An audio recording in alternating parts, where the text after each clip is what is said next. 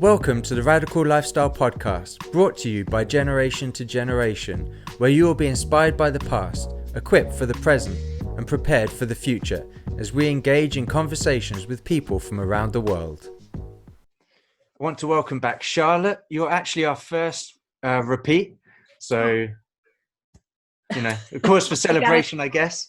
I'll take that as a compliment. For those that haven't heard the previous podcast that we did with you, can you just briefly again just say who you are and what you do? Briefly, yes. If you want the extended version, you could listen to the first part of the first podcast. That's right. I'm Charlotte Korchak. I am the Senior Educator and Director of International Student Programs for an international education nonprofit called Stand With Us. I was born and raised in Los Angeles. I am an American Israeli. I lived in Los Angeles until I was 9. I moved to Israel when I was 9 years old, lived here for 5 years, moved back to the US for another 10 years, and have been living back in Israel for the last 7 years. So I am very much an American Israeli, living now in Israel. And predominantly my job is to educate people around the world about Israel, about the conflict, about Zionism, and how to effectively communicate about Israel around the world and about Israel and the Palestinians and what's going on here. Well, and I would say that we have learned so much from you. You've been tremendous help to us. And I can honestly say that our lives wouldn't be the same if we hadn't met you and met Stand With Us. They are pivotal in all that we do. And we always recommend them to people. So I would say, look them up. There probably people can find a Stand With Us somewhere in their locality, in their nation, or... Yeah, we have offices throughout the United States. That's where, of course, the organization was founded. It was founded in Los Angeles. So we have offices throughout the US, in New York, in Florida, in Chicago. I mean, the list goes on and on. So if you're in the US, you could really find one near you. If you are in the UK, we have an office in the UK. We have an office in the Netherlands. But regardless of whether we have a physical office or not, we obviously communicate throughout the world through social media and through other avenues. But if you do live in any of those locales, or you can, check Stand With Us online and see if there is an office in your location. But internationally, we only have offices in the UK, the Netherlands, Canada, and Brazil. But we do work throughout the world, Australia, South Africa, throughout South America, from these offices. And then our international office is obviously based in Israel. Well, one of the things that people say is, how can we find out the truth? Because you cannot rely on the news, on the media for the truth. And I always say to people, well, find somewhere that will speak truth, that you can go back to, that you can find out. Because if you don't have those markers, you're going to be blown everywhere. And Stand With Us is one that we say, go and watch them, go sign up to the website, etc., and you will hear truth. So we're grateful for that. Definitely. I mean, we're an organization that prides ourselves on being an education organization. We put out fact-based information. We try to present, when talking about a specific issue, both sides of the issue. What would the pro side say? What would the con side say? And then I think if you want to dive much deeper, I will say Stand With Us is great at kind of consolidating information into short bursts so that you don't have to then go and invest a ton of time reading, a ton of books. But I will say, if you do want to dive even deeper, peer-reviewed books and journal articles are probably the best source of information. That's where we get our information to then disseminate. Again, we just take it and we shorten it and we make it into bullet points and into these very easy booklets that you can then read very quickly, because we don't all have time to become experts.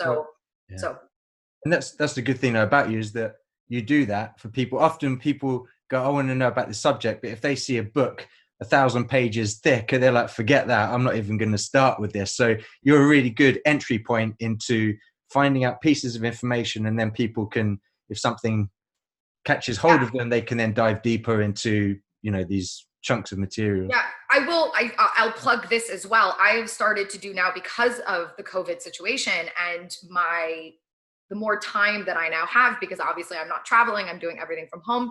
I just launched a program on a crash course, basically crash courses on Israeli history or on activism or on the disputed territories, where you could actually sign up, or you could reach out and request a crash course where you'll get a 4-session, 1-hour-long session crash course on one of these topics. So I'm launching that just now. So if anyone is interested in wanting a crash course, they can reach out to Stand With Us.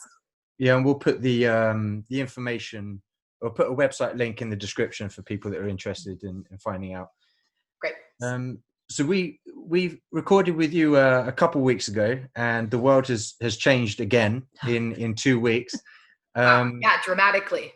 And so the big thing happening today, 2 weeks ago it was coronavirus. Now it's the fight against racism, and you could say there were murmurings during the coronavirus of talks of protests about that situation. Then you had George Floyd killed from police brutality, and that, with the murmurings of protests before, that sparked probably what we now have going on, which started with peaceful protests, now riots and all that kind of stuff. So, as an organization, and you guys have been fighting anti-Semitism for years, can you explain to people what you see as, what are the similarities between fighting racism, fighting anti-Semitism? What's the differences? But also, how have these protests affected the Jewish communities? Does it affect them? All that. Okay, it's a lot. So let's take it one at a time. First of all, I will say Stand With Us immediately put out a statement about George Floyd, condemning what took place, condemning the murder of George Floyd. And yes, I'm going to call it a murder. The 4 police officers are being charged. The main individual is being charged with second-degree murder. We immediately put out a statement condemning that. Regardless of where you stand on anything, I think we can all stand against a innocent person, regardless of innocent. I'm saying innocent because even if he did, give over a fake $20 bill, like, you're not guilty of something that is then going to warrant what happened to him. Yeah. Even if he committed some heinous crime, it still doesn't. Even if he killed somebody, justice in the streets. Exactly. Even if he had killed somebody, and people who are bringing up his criminal past, it doesn't matter. We live in a country of rule of law. If you do something, you then have the right to a trial by jury. No one individual is allowed to become, jury, judge, and executioner. It should not matter. And so that was something that I think was easy to condemn, and something that everyone should have condemned. It exploded.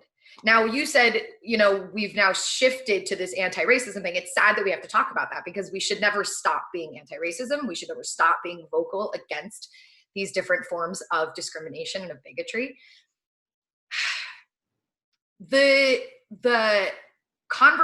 Let's get to really quickly just the rioting and the looting and everything else. These were peaceful protesters, and then mixed in, you had people who really took advantage of the situation to go out and loot, to go out and riot. And many of the peaceful protesters were against this, were shouting and saying, this is not what we stand for. This is not who we are. We are trying to actually make real change. How I think Corona actually played a big role in this is people were getting so just frustrated of being at home and being in quarantine, and the anxiety was building up and the anger was building up. And then something like this just was like the spark that ignited, all of that tension. I mean, this isn't the first time, it won't be the last time, but what we do see, I think, is a positive shift is that, 4 years ago probably is when this all really began, when Black Lives Matter was founded after what happened in Ferguson. And they're way more organized now. So we could see actually positive shifts. Now, when I say, that kind of segues into talking about the fight against racism versus the fight against other forms of discrimination. We spoke about this, I think, a little last time, but actually we didn't, about, the intersectional way in which movements have come together and have really talked about kind of, well, we're all fighting against discrimination, so why don't we fight together, right?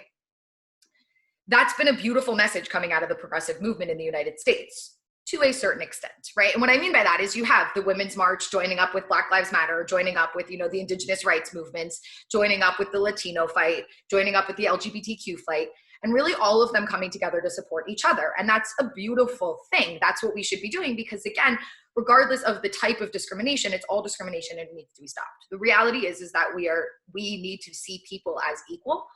And we should not be judging people by the color of their skin, their sexual orientation, their gender. We should be judging people by the quality of their character.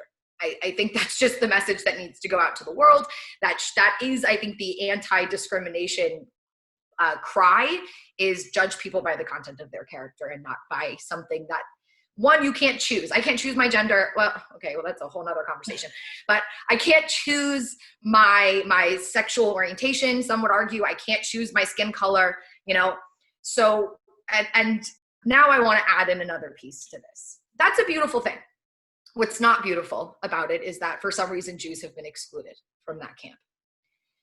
And we see, unfortunately, when things like what's happening in the US happen, we see people who are anti-Semitic or anti-Israel or both taking advantage of these movements and trying to bring not the Jewish conversation and not to say, well, we all also need to stand against anti-Semitism, but actually just the opposite, saying we need to stand in solidarity with the Palestinians, which then encourages anti-Semitism.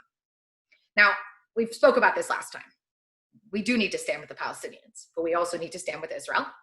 And then we need to look at anti-Semitism as an entirely different conversation and a different disease. It, you know, yes, that plays a slight role in the conflict, but global anti-Semitism is a different issue. Now, yes, the conflict has aided in anti-Semitism. It's increased anti-Semitism. But again, going back, the really sad reality is that for some reason, as a result of what's going on in Israel with the Palestinians, anti-Semitism is now ignored as another one of those forms of discrimination that we need to fight against. This has caused a major issue within the Jewish community over the last few weeks. Now let's add another piece to this, which I think is actually somewhat of a confusion that goes on. You know, as within the Jewish community, people obviously support Israel usually, and they are not experts on the issue. And so they'll see on social media something and they'll cling to it and they won't really do enough investigating. And what I'm specifically talking about is the amount of people who have spoken out in the last few weeks saying, you know what, I can't support Black Lives Matter because they have an anti-Israel platform.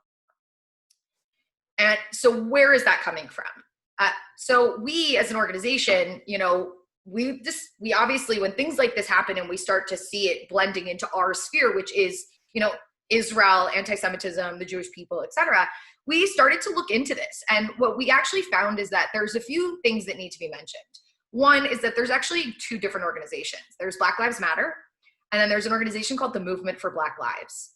Now, they're associated with each other, but the Movement for Black Lives is the actual organization that has a part of their platform that is very anti-Israel. And I'm not exaggerating. They bring up words like apartheid, that we're a genocidal country, that we're a racist country. It's bad. The Movement for Black Lives put out this platform, and 4 years ago, it was endorsed by Black Lives Matter. Uh-huh. Now, I tend to look at this and say, okay, does that mean that every single person who is supportive of Black Lives Matter is therefore supportive of this one paragraph buried deep within the Movement for Black Lives' platform? No, far from it, in fact. And I think what we really needed to do as a Jewish community was separate out those two things and say, listen, I could be someone who is against racism. I could be someone who believes that Black people's lives matter just as much as everybody else's without supporting this platform. And it was very hard for a lot of people to make that separation. And I would say, I think the key is, I'm going to quote The West Wing. This just came to mind. And I love The West Wing. It's probably one of my favorite shows of all time, and just brilliant writing and brilliant. And there was this back and forth going on between the deputy chief of staff and a member of Congress who was also gay, who was a Republican. And they're having this long conversation. And eventually he's like, how can you be a part of this party? How can you be a part of a party that is so against your sexual orientation, that stand up on the House floor or on the Senate floor and say horrible things about you? And he said, well, I believe in all the other values, but more importantly, if I completely disconnect, then I can't make any change. And I want to make change from within. And again, I'm not just going to abandon the party because of this one thing. And so I'm drawing this correlation where I'm like, I actually want to be a part of this, because then I can instill in many of these supporters the necessary knowledge and education, and show that this paragraph within their platform is so incredibly misguided. And as being allies and being a part of it, it could actually make that change so much easier, because we come at it and say we are a part of this movement, but this is something that is discriminating against us and is, again, really misguided. So there's been, again, this has been the ongoing challenge within the community, and it's really divided the community to a certain extent. You have a lot of liberal Jews who are able to make that separation, and then you have a lot of others who said, well, I can't support this. I'm not going to go out. And then you have the very conservative Jews who say, I'm completely going to disassociate because of the looting and because of the rioting, not being able to, again, separate and say, there's more than this. And the sad reality, and I am going to call it out, when I saw Jews hashtagging all lives matter, I got very angry. And this is where I think we need to be more intersectional about how we think about the movements that we're part of and the fights that we are a part of. As Jews, a year and a half ago, we suffered anti-Semitic rhetoric coming out of a member of Congress. I'll call it out. I do not care. Ilhan Omar tweeted about, saying something. It's all about the Benjamins when referring to the Jewish influence on, the way that our government in America functions and thinks. And everyone called her out. There was a call out saying, this is unacceptable. This is anti-Semitic. And to the extent that the House proposed a resolution that was there to condemn anti-Semitism. What ended up happening is Ilhan Omar and the rest of the squad and a few others got together and said, no. Why would we just pass a resolution against anti-Semitism? Let's pass a resolution against all forms of bigotry, including Islamophobia and including, racism. And what did we say? We said the exact same thing that Black people are saying today, which is, of course, all forms of discrimination should be condemned, right? But right now, the issue is anti-Semitism. So let's condemn anti-Semitism and single it out. And then if something happens, or even if something doesn't happen, if we want to propose another resolution going into Islamophobia, then let's do that as well. But right now, the issue is anti-Semitism. And to me, as I don't understand how the same Jews could then a year later hashtag all lives matter. You're doing the exact same thing.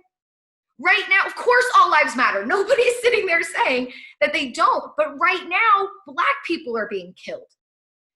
And we saw that. I couldn't even watch the video. I can't bring myself to watch the video. I can't do it. But to watch somebody die in front of your eyes, and we understand that the color of his skin played such a huge role. Like, no, right now, Black lives matter.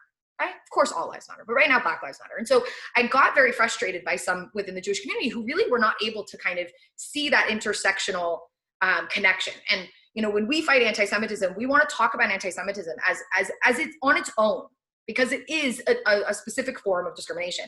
The same way that we should talk about racism on its own, it's a specific form of discrimination, and we need to be able to unpack it and understand it. And as soon as we start to blur these things too much, each one then loses its strength. So there is a beauty in the intersection of we should all stand together against discrimination. That's beautiful. But then when talking about the individual forms of discrimination that we are facing, we need to separate that and to be able to explain each one on its own. And I think the biggest issue that we're seeing when it comes to Israel is because of that intersectionality, so many Americans look at Israel through that racist lens. They look at it through the lens of racism. Just like our conflict in America is rooted in racism, this conflict is also rooted in racism. And that's where we start to see major problems, because it's not. This conflict is way more complex than that. And so we have to be able to make the separation and to not try to apply, this notion of, well, everything is rooted in racism to, you just can't do that. And so there needs to be that separation. I also would stress that I feel like there needs to be a separation between what goes on in Israel domestically versus us and the Palestinians. And we mentioned this last time as well, but it really was strengthened for me over the last couple of weeks. I was talking to one of my very close friends who's an Israeli Arab, and who's also gay, and I mean he's very outspoken about Arabs in Israel and Arab rights in Israel. But he's also very clear that to make the point that this isn't necessarily a conversation about the conflict with the Palestinians. This is about citizens of Israel who have full equal rights. But this is what he said to me. He said, "Do I identify with the lived experiences of Black people in America? I do, in the sense that, you know, I could be walking down the street and I'm more likely to be stopped because and just randomly, you know, checked for an ID because I look Arab. And that same thing happens to Black people in America, right? We had stop and frisk, where the vast majority of people who were stopped and frisked were Black people simply because they were Black. But then he stopped and he said, so I can identify with the day-to-day lived experiences. But as soon as I take a step back, I very much acknowledge that the context in which that is happening is very different. And he said that to me. He said, you know, in the United States, your country was founded with, unfortunately, racism built right in the Constitution. You guys declared that Black people were 3/5 of a man. That's in the Constitution. Sure, you corrected it later on, but still. He said, my country, Israel, was founded on clear-cut democratic and liberal values of equal rights for all of our citizens. So he says, while I can identify with the lived experiences, we then have to take a step back and realize that the contexts, though, do not match, and that they do need to be spoken about separately. I'm going to stop talking now. There was so much there that you asked about. I hope I covered most of it. Yeah, I think so. As you were talking, various points came up. I was like, oh, I must say that. And now I can't remember what they were. But, yeah, I'm sorry. No, it's good. Question by question next time. Asking me 3 questions in one is really dangerous. I was like, here, I'm going to throw those at you and just let you take over. Yeah, well, kind of what happened. We talked with a lady from Iowa. She's running for the House of Representatives there. About this. She's Black. She's a black lady, and getting her perspective. They had a huge victory in Iowa. I mean, if you're against racism, right? Steve King, famous, you know, individual in Congress, lost his seat in the primary, which was a really big deal. This guy's like a famous. I mean, from what I've heard, I don't know much, but from what I've heard, right. Yeah, I saw some reports about that. Again, I don't really know much about it. I kept meaning to ask her about it, but I never did actually. But in that conversation, she talked about Black Lives Matter, and we had to make a distinction of, we said, you know, we can support Black Lives Matter, meaning Black Lives Matter, but that doesn't necessarily mean that we support or condone what the Black Lives Matter movement actually. In capital letters, right? Yeah. We support lowercase Black Lives Matter, not uppercase Black Lives Matter. Yeah. Well, we actually put a statement out at the beginning of the podcast to say when we refer to this, but I have been surprised how many people, and I've kind of picked them up on social media saying, do you realize? And they just do not realize that you must make a distinction, and they don't even realize how dangerous the movement is. So I keep trying to pick this up. So you can get sucked in if you're not informed. Yeah, a lot of people don't have a clue about the what you're talking about before, about some of the anti-Israel, anti-Jewish stances that are put out there, or pro-Palestinian, anti-Israel things that they're pushing. But you're going to say something? Yeah, well, so I read an article in the Jerusalem Post this morning, because I check in on the Jerusalem Post most days. It's one of the newspapers I check in on. And it said about the fear level amongst the Jewish community, particularly in New York, etc., seeming to implicate, and I probably haven't read it in as much detail as I should, seem to implicate that all that this is going on at the minute, and the unrest and the protests have created an additional level of fear within the Jewish communities, especially those who can be recognized as Jewish, the Orthodox, those that wear a kippah, etc. So can you explain why that would be, when you could say, well, it's about Black people, and yet you've got the Jewish community in fear? So, well, first of all, we did see Jewish communities targeted during the riots. One of the main Jewish communities in Los Angeles, which actually, it's funny you mentioned the visible Jews. That was the community that was attacked in Los Angeles. It was the community where the Jews are way more visibly Jewish, you know, where it's literally, I mean, it's across town from where I used to live in Los Angeles, where it's a more modern Orthodox community. And so other than the fact that a guy would be wearing a kippah, like the women, you really wouldn't know. Whereas on this other side of town, they're very visibly from head to toe Jewish. Anyway, so there you saw attacks against synagogues, against vandalism against synagogues. You saw attacks against Jewish-owned stores. Now, the question of why this is happening, I think, is, well, listen, yes, I can very, I think, comfortably say that the vast majority of the people who were out protesting were not anti-Israel, anti-Semitic, and to be honest, we probably don't even like think about that as an issue, right? Their issue is racism, their issue is Black people, there's issue is equality. Obviously, they should think about it when it comes to equality, but that's another issue because they don't see that much inequality against Jews in the United States anymore because it's not really systematic. You don't see it from within government institutions anymore. Obviously, Jews can experience anti-Semitism on a peer-to-peer level, but significantly less from institutions. And so what I think is also, but there are people within that movement who do obviously believe that Jews are part of the oppressor, that Jews are, part of the capitalist, the evil capitalist, makeup of the United States. And so they group us in as being part of the problem. And this is just classic anti-Semitism. It's just this time it's coming from the left rather than from the right. And again, they both attack us for different reasons. And the left will attack us for being, capitalist rather than, more socialist. I think Ben Gurion, who's, his photo sitting right behind me would say, hi, he was like a hardcore socialist. So like, how about you don't just like paint Jews with one broad stroke, the same way that in the United States, there were a significant number of Jews who were marching in those rallies, right? Who were marching, peacefully protesting on behalf of Black lives. But unfortunately, there is that rhetoric within that movement, again, sometimes because of the anti-Israel sentiment that you will find, but also because of just this anti-capitalist, anti-institution type of mentality. And the Jews are kind of brought into that because we are part of the institutions, right? I mean, Jews make up an overwhelming number of people who sit in Congress. There are 3 Jews who sit on the Supreme Court, and we're less than 1% of the population in the United States.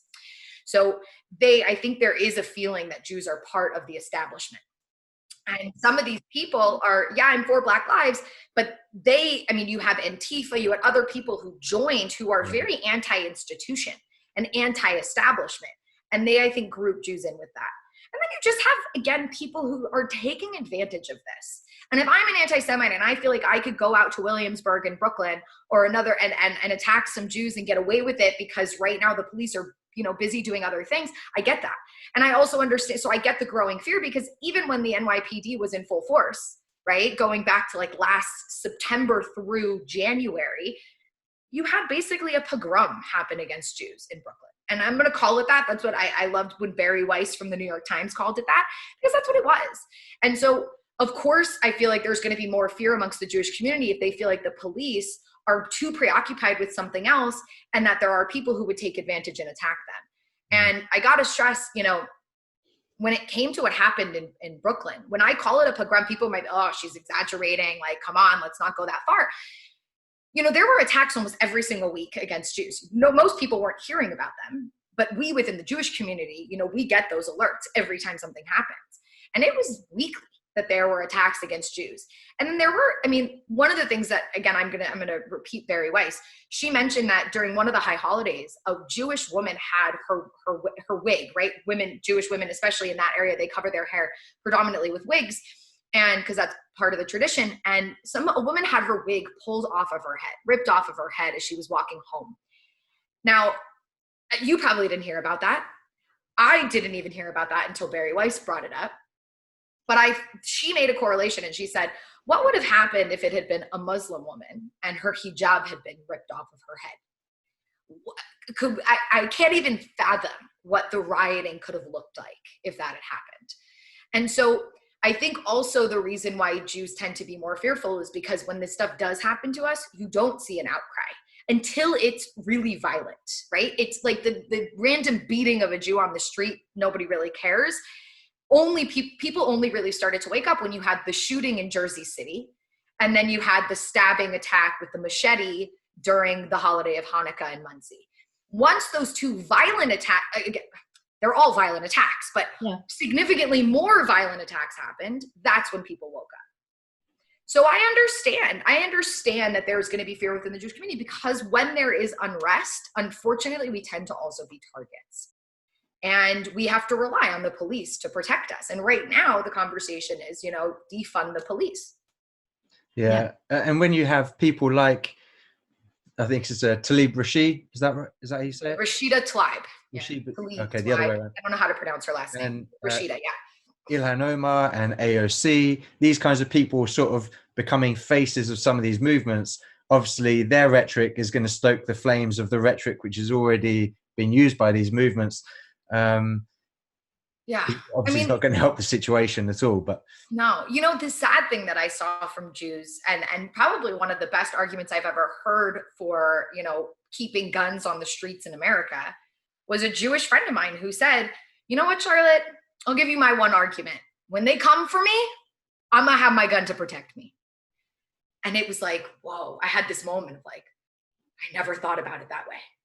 But one thing that we do know of Nazi Germany was one of the first things that they did was they took all the guns away from citizens. That by the time they got as extreme as they were, nobody had a gun anymore, which also made it that no one could defend themselves from their own government.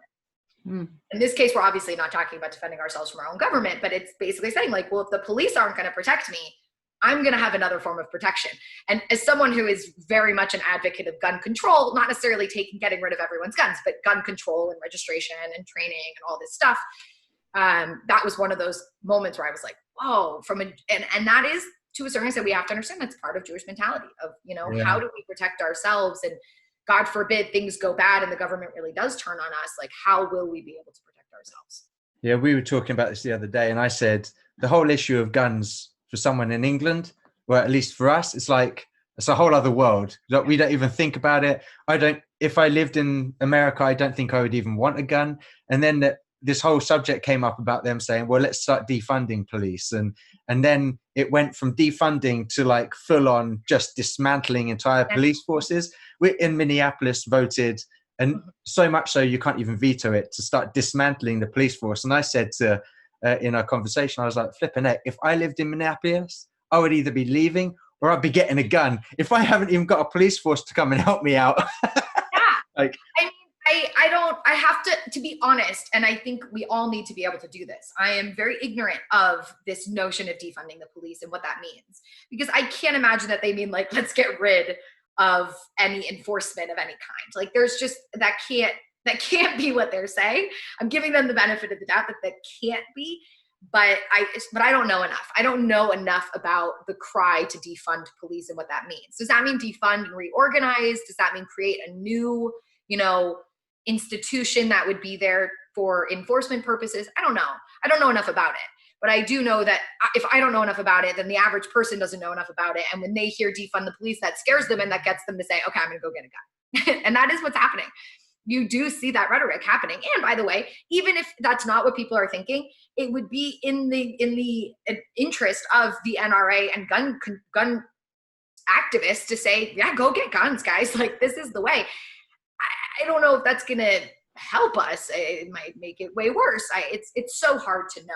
And look, I think this is a major moment. I think it's a major moment in American history. I think this is 1968. We have to acknowledge like the significance of this time, and that major changes can happen the same way that major changes happened in 1968 after, there was legislation that was passed very soon after the incredible tumultuous year that was 1968 and all of the civil rights protests and everything that was going on. So this is a moment I genuinely think we're going to see real change. I just hope that it is in the right direction. I hope that it's not, my biggest fear is one of my strong frustrations, and the hard thing for me to deal with is reverse racism. And, I very much believe like we should judge people equally. I don't think that we should look in the past and then say that we should punish people today for what happened in the past, or even in what's going on currently. So I saw images, for example, in North Carolina of white people washing the feet of Black people out of submission to them. Yeah. And it really just, why? And why, as a Black person, would you want that? With all due respect, why? It doesn't make sense to me, someone who was once subjugated to then subjugate somebody else, or make somebody feel that type of subjugation or that type of submission that you would feel to somebody like a master. So there are things where I'm like, that's gone too far. Kneeling, I thought that was beautiful. All the images of the police officers who just said, you know what, we're going to take a knee. And then, that to me is beautiful. That's not like, that's all of us taking a knee together, right? That's a unifying force. Whereas you making me less than you because of the color of my skin is you doing exactly to me what unfortunately white people did to you. And so I think we also need to be able to be strong enough to speak out against reverse racism. Yeah, yeah, go ahead. Trying to solve unjust situation by creating another unjust situation to make amends for the previous unjust. Of course, in 40 years, this unjust situation will be unjust again, and so the cycle continues. Exactly. And if I could bring it back to Israel, I constantly hear the cry, right? From the river to the sea, Palestine will be free. And you hear it as like this justice cry for the Palestinians. And I literally have to respond and say, so your solution is to provide Palestinians with self-determination is to then strip me of my right as a Jew to self-determination. How is that not hypocrisy at its absolute finest? And I always say that. I say that to Zionists and I say that to Palestinian activists. I will always say to them, as a Zionist, understand that you are advocating for the idea, the value of self-determination. Therefore, it is really hypocritical of you to then, on the exact same foot, deny somebody else their right to self-determination. Yeah. And so and I would say the same thing to, again, Palestinian activists, like you're doing the same thing in reverse, right? So instead we have to stop and we have to zoom out and we have to say, okay, if we both have a right to self-determination, then and that's our values as Zionists, then we have to figure out a way to solve this that would grant the Palestinian self-determination as well. And that, I think, is something that I find an incredible amount of cognitive dissonance within Israel of that notion. I had an argument this week, random. It was a conversation on, Facebook Messenger. And I reached out to a former student of mine who is definitely on the right side of the spectrum and doesn't believe in Palestinian statehood. And he just kept telling me like, well, they don't want a state. They don't want a state. And I struggle, that's their justification. Well, they don't want a country. This is something that Westerners have convinced them of. Meanwhile, with all due respect, like until I hear that rhetoric coming out of Mahmoud Abbas and the Palestinian Authority, just today, in the last 24 hours, they've said that, if Israel moves forward with their plans for, applying sovereignty to the West Bank, that they are going to declare statehood. So I'm sitting here going, how can you tell me that they don't want a state? And that's how you kind of like move away from that cognitive dissonance or trying to not be a hypocrite when they're talking about declaring independence. And they've declared independence. I mean, 1988, they declared independence. Nobody recognized it, but they did. And so that kind of cognitive dissonance, and that hypocrisy, I really struggle with. And that goes back to being intersectional, right? Like Israelis can talk about human rights for Israelis and how, we have the right to live and have the right to live freely. And yet sometimes they have a blind spot when it comes to the Palestinians and them also having those rights, And so I always just try to say, like, if you think it's right for you, it's probably right for other people too. And if you're denying it to other people, then we have a problem, right? And so it's just sad. It's sad that we can't take a step back and say, I've suffered and therefore I don't want other people to suffer. And I'm going to fight against. And I think that's always been the Jewish cry. If I can just point out, we constantly get yelled at, like, you guys, suffered in the Holocaust and now look at what you're doing to the Palestinians. I think that's a disgusting correlate. Like, that's just a disgusting analogy. Nothing that what we are doing to the Palestinians is anything similar to what the Nazis did to us. And also, let's be very clear about something. Jews were never terrorists against the Nazi regime. They never blew themselves up on German buses. And so to draw that relationship is just disgusting. It really gives the Palestinians a free pass and ignores the terrorism that not all of them, but that some of them have participated in that has led Israel to needing the security that it needs. But totally lost my train of thought. Hold on, I'll get back to it.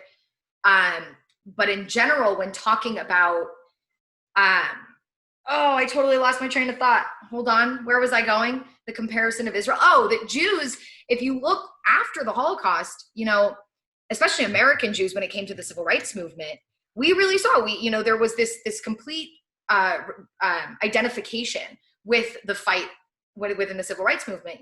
We have been suffering discrimination. We've suffered this, not the same thing, but, lynchings, that word also means a lot to me as a Jew, just as much as it means, not maybe just as much, but, the same way that it would trigger a Black person when they hear that word lynching. I think of the lynching of the 2 soldiers in Ramallah in late 2000. And so we've stood alongside them, alongside, the Black movement and Black people for so long. We have, Rabbi Heschel walking alongside Martin Luther King, holding the Torah. There's also a lot of things that I think people don't know. We talk about the Freedom Riders, and we talk about the white people who were on the bus alongside the Black people and the Freedom Riders. And most people don't realize that a lot of those white people were actually not white. They were Jewish. They were white passing, but they were Jewish. And, we talk about Mississippi burning, and there were, 3 civil rights activists who were murdered in Mississippi. One of them was Black. The other 2 were Jewish. And so to me, that's the right way forward.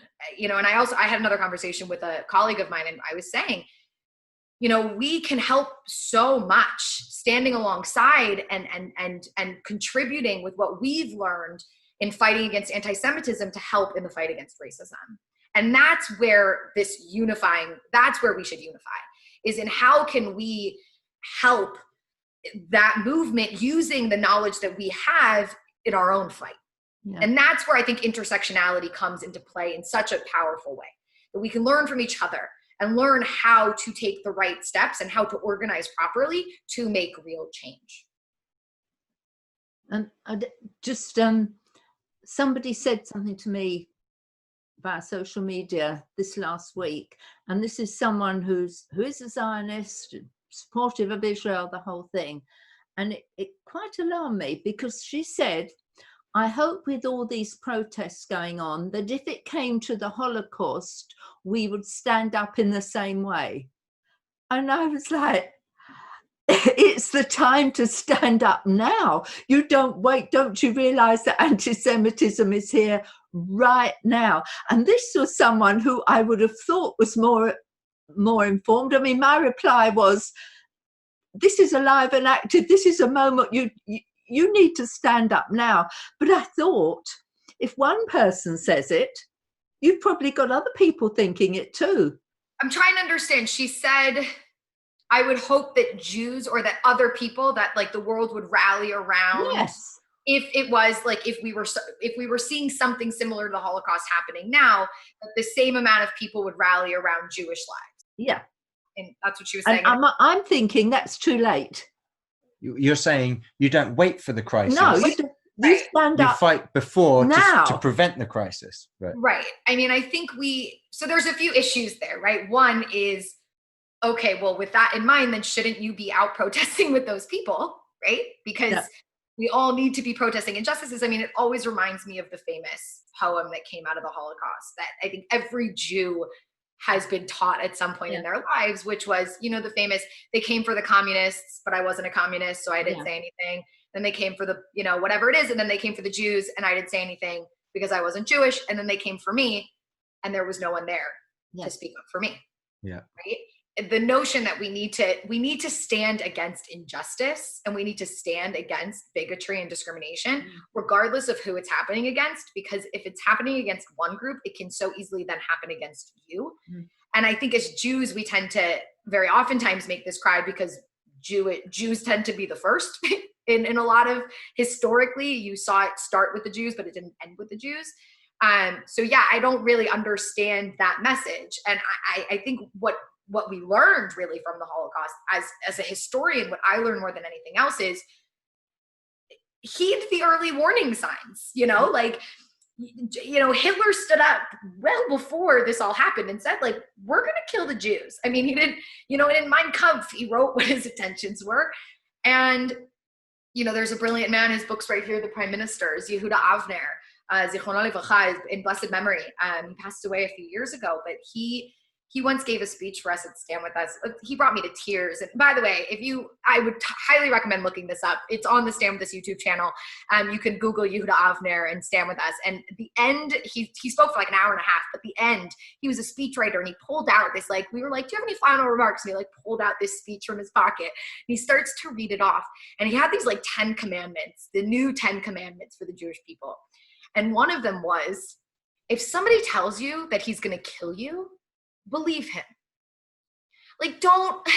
Don't take it lightly, and stand up and speak out and fight against it as soon as it happens, because we now know how bad it can get. And so I think for us now, the Holocaust became the cautionary tale that this is what we now need to learn from, to know that if we start to see this type of rhetoric, against any group of people within a society. It doesn't matter if it's Jews, of any minority group within society, that it is up to all of us to speak out against it, because we now see how bad it can get, you know? And it's that's the key. That's really, I think, a big piece of the puzzle. Yeah. I had a whole line of things that I wanted to go into, which was about nationalism. I'm starting to learn with my mentor about nationalism and kind of how against nationalism people are today. And it came up because the Nazis really ruined nationalism. The Nazis made nationalism this really nasty thing. And here I am as a Zionist, meaning that I'm such a nationalist. And I think about how we can like retake back nationalism as a good thing, as a unifying factor, as something that brings people together. Unfortunately, it has also been perverted today the same way that the Nazis did by something like white nationalism, which is not a thing. White people aren't a nation. We don't, there's nothing about us that makes us one people except for the fact that we have similar pigmentation. But anyway, that's a whole nother train of thought I've been learning a lot about it, because I think that's it's a new broader battle that we're facing of nationalism versus, well, bigger institutions in the world that then kind of run things like the EU and other entities, which, it's funny, in the book that I'm reading, he dubs it imperialism, which I think the people who are anti-nationalism would not say that they're imperialists, but they need to realize that a lot of what they're dabbling is imperialism. And maybe we need to get back to the country and how we unify around the country and the values of a country. And I think what's happening in America is the values themselves are being questioned, which is important, I think. And maybe they can reestablish what the actual values are. When we say equality for all, we really mean it. You know what I mean? Things like that could unify people. But unfortunately, I feel like we're going the other direction. Sorry, total tangent. No, that's good. Maybe one of the subjects we were possibly going to cover was the annexing of the West Bank, but let's save that for part 3. You know what? It's probably better that we save it for part 3, because I think a lot is going to be flushed out in the next few weeks. Yeah. In terms of it, like we have this like hard deadline put by Bibi of July 1st, but we also have, people within the government saying, maybe not, hold on. So I think actually in the next few weeks, more and more of that will be fleshed out, that I will even be able to talk about it with a lot more authority, with the more information that's going to be available to us in the next few weeks. So I'll ask one more question then about a figure who I think sits on the crossroads of a whole lot of things that we've talked about, and especially here in England. And he has re-entered our news dramatically, who has come up now because of racism. He fought anti-Semitism. He beat back Hitler. Is Winston Churchill. And so in England, the protests spread over here, ended up being vandalizing things, a number of different figures, but I want to focus on him. Other ones, this probably isn't the best choice of phrase, but other issues are more black and white. It's kind of clear. Winston Churchill, obviously they're targeting him, saying he's a racist, let's tear the statue down, Antifa written all over it, etc., etc., etc. Yeah. Maybe this world would have been better if we hadn't had Churchill to beat Hitler, and Hitler just took over everywhere with his very principled view on life and people and all that kind of stuff. So where do you stand, and what are your thoughts on honoring someone because of what he did, and yet all of us in previous generations, our grandparents, our great-grandparents, they will have thought differently from the generation we're in now. So do we tear up their legacies? Do we not honor them for the good? So what are your thoughts on this situation? I'm so happy that you brought this up, by the way. I wish you guys could see our faces right now, because as he was starting his question, me and Daphne were like, what is he talking about? Like, who is he talking about? And I love that you asked this question. First of all, I am an absolute fan of Churchill. Okay. I absolutely love the man and what he stood for in his time. Whoa, I just bit my tongue. In his time. And I think that's key. You can't judge history by what's going on today. You can't use modern day concepts to go back and then say, well, these people were wrong. They would be wrong if they lived today, probably, but they weren't necessarily wrong in their time. You know, I wish also people could have seen my facial reaction when you said, oh, it would have been better had he not defeated Nazi Germany and Hitler, because as a Jew, when I saw that, I have to tell you, I've seen a lot going on. And obviously George Floyd was the worst thing that I've seen in the last few weeks. But the other thing that really hit me hard was seeing what happened with Churchill's monument. Right. You know, I've been there, I've stood in front of it, I've posed happily. I think you guys took the picture of me standing in front of it where I was actually imitating him, right? That was you guys who took me to that monument for the first time in my life. Yeah. And it just broke my heart. Yeah. Because it showed me that people today are incapable of analyzing history properly and realizing that times change and things change. So, you know, 150 years ago, nationalism was something that was idealized because we were living in an imperialist world. And so many people were suffering under imperialism, and their solution was nationalism. And so meanwhile, though, at the same time, we were living in an imperial world, and Churchill was part of that imperial world. But, you know, judge the man by his character. And that to, in the time that he was living in, you know, it's even when I think about it, and I know this might be messed up, but, you know, I look at my grandmother, you know, she grew up in the Bronx. She was a Jew in the Bronx. And so her perspective of Black people and Hispanic people is not a good one. And you would outright call it racist. And I always felt like in America, we kind of give a pass to the older generation because unfortunately that was just the horrible environment that they lived in. Now, to still be racist today and not have learned anything is a problem. But then again, we can also always go back to Aristotle, who said, the older you get, the harder it is to change your perspective. You've experienced things and it's hard.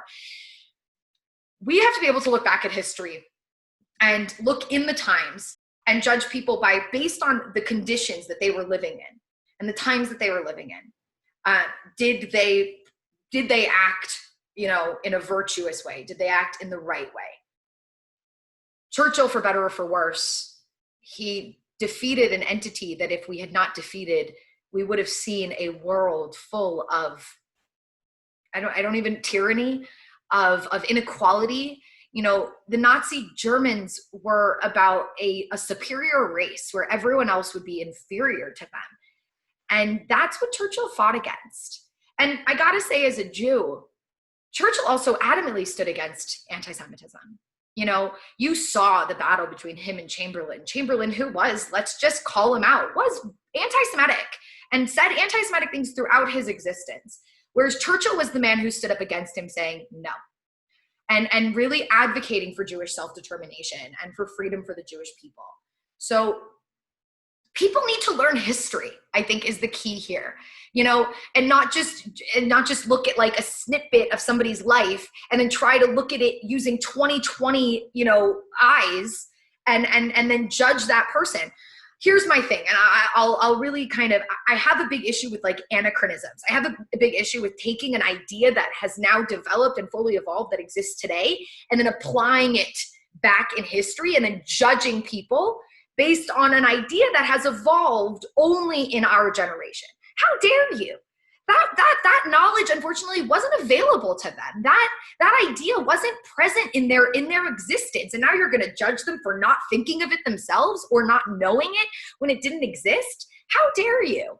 Now, here's my thing. Why do I study history? Because I want to understand history so that I can make the future better. Not so that I can look back on the past and sully the name of all of these people who in their time were actually really stand-up individuals. We have to be able to say, this is our history. Now, based on the history, let's create a better future. We can look back and say that racism is wrong and is crazy. But let's be honest, in Churchill's time, there were genetic studies that were going out saying that Black people were inferior. That was the knowledge that he had during his day, you know?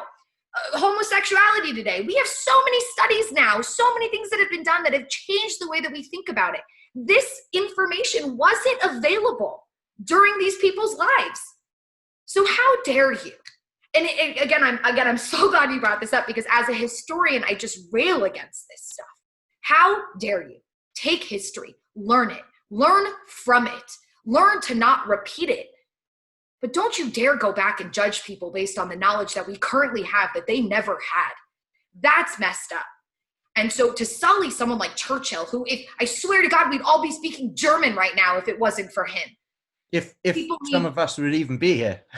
Yeah, again, the Jewish people, God forbid, what would have happened had Churchill not rallied the Americans to say, we got to go. I mean, this is amazing, the timing. You know, here we are 4 days after, you know, the anniversary of D-Day. What would have happened if D-Day hadn't happened? We'd either all be speaking German or we'd all be speaking Russian, and we'd still be living under the Iron Curtain. Well, Yeah. Charlotte, We have to understand that fights today are different than fights in the past. We can learn from those fights, but they're different because we have evolved as human beings. And the idea is, I mean, I'll just lay out one more thing. I think what I tend to always teach my younger students is I want them to understand that the world that they live in is remarkably different from the world that the vast majority of human beings lived in. Because post-World War II, we say in Hebrew, cheshbon nefesh, we did a real like spiritual check, and a check on our who we are and what we stand for. And this is where we developed terms like genocide, and we started actually, you know, holding people accountable for crimes against humanity and things like that, and a whole new system of laws of human rights, and, you know, supporting people's rights and supporting people's sovereignty and protecting that sovereignty. All of those things came really dramatically after World War I. There were hints of it prior, but really post-World War II, we have this massive change, and there was really a new world order that young people today take for granted that you live in this world and realize that it's only been around for 75 years. And so you're judging people who existed before these things even happened. And that's not okay. So learn history and try to understand it, because I guarantee you it will help you understand the world today. That's why I said to my mentor, I want to understand this. I want to understand nationalism. I want to understand the evolution of it, and I want to understand the decline of it after all of this, and understand how that is relevant for us today and how we can learn from that to create a better future for ourselves and for our children. well, I have never seen you so fired up, and I've seen you talk quite a lot. Because they went after Churchill. You don't go after Charlotte. Churchill. Go. My man. I mean, I have literally, I'm looking at a book on my coffee table that is Churchill quotes, and everybody who comes into my house picks up this book, and I'm like, yeah, read some, learn some. Like, this man was brilliant. In his time, he was brilliant. So I'm fired up because they went after the one, when I saw that, I lost it. I'm so glad you brought it up, Andrew. I've got some good news for you. Yeah. The next day, there were young people going up to that statue and washing it all off. Good. So that's our future, is those people. Sorry? Those kids are our future. Yeah. And I've got a generation to generation quote for you. One of the things that we say is the ceiling of one generation should be the floor of the next generation. You start destroying the previous generation, we have no floor to stand on. We have no foundation. Yeah. I'll just throw that in. Yes, no, it's beautiful. And this is our history, whether we like it or not. This is and so does it help us to go back and like tarnish it? No, take the good, discard the bad, and move forward. That's the message. And so you're right, it's building blocks. We all build on top, but we can discard the things we don't like. But Yeah. We also say that if the ceiling of one generation's the floor is the next, we better build a high ceiling, and we better build a secure foundation for the next generation. Exactly. So, and then sometimes that ceiling, we realize a generation later, is one that needs to be shattered by women, right? But we build on top of it. Yeah. That's the key, right? I'm going to quote Jason Mraz in one of his songs. He says, "May the best of your today be the worst of your tomorrow." That's it. Yeah, I guess the reality is, if we carry on like that, we will tear this world apart brick by brick until there's nothing left. And that's what's happening. We are seeing that happen. And I will tie it back, and I will end with this message of, I work for an education organization, and why I believe so much in education is because I genuinely believe if you don't know your past, you are doomed to repeat it and potentially make it worse. So learn a little bit. Take the time. It's you don't have to become an expert in everything.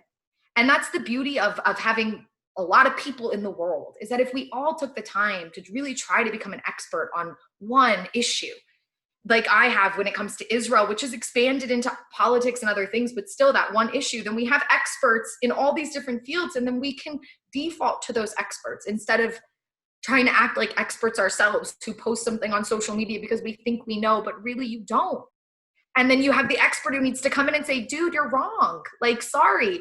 We need to take more accountability for what we put out there, ensuring that what we put out there is accurate. And the only way to do that is by taking that extra step and checking it.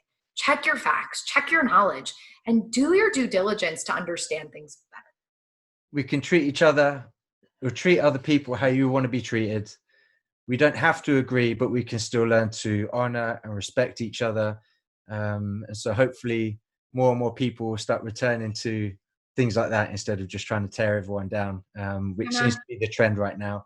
Civil discourse, the believing that, my opinion is not right. It's just right for me, and that somebody else, their opinion might be right for them. And it's not right for me to say that it's wrong.